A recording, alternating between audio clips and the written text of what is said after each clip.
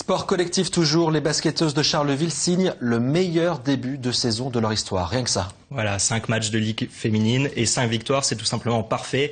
Alors hier soir, il y a eu tout de même du suspense, nous y étions avec Yves Biron, le montage est de Véronique Brice. Ce rebond défensif arraché par Yacinta Monroe soulage Bayard et le peuple ardennais. Toulouse ne remontera plus cette fois à la marque, score final 65-61 pour les Flammes Carolo. La joie est à la hauteur du combat que se sont livrés les deux équipes hier soir.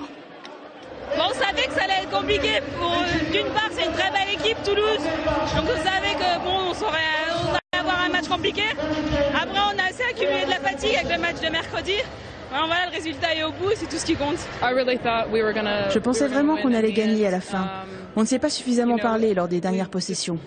Ambrosia Anderson a très bien joué ce soir. Elle a mis des tirs compliqués.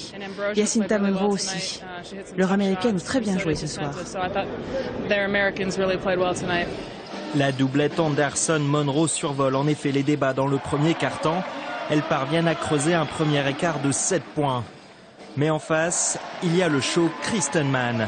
L'ailière avait fait forte impression en 2010-2011 sous les couleurs de Charleville. Sans pitié pour ses anciennes coéquipières, elle finit meilleure marqueuse du match avec 25 points et permet à Toulouse de rester au contact tout au long du match. L'adversaire nous a pressés, on a répondu par le dribble plus que par la passe. Ça me dérange un petit peu, mais voilà, on apprend et on continue à apprendre dans la victoire. Donc il faut être capable de pointer du doigt ce qui ne va pas, mais aussi pointer du doigt ce qui va bien, notamment humainement. Je trouve que l'équipe les joueuses ont tenu leur rôle dans le registre humain. C'est ça peut-être le plus important pour moi aujourd'hui. Une victoire avec les tripes et un parcours sans faute qui fait évidemment rêver les supporters Carolo. Ses ambitions naissantes seront mises à rude épreuve dès samedi prochain face à Villeneuve d'Ascq, autre leader invaincu.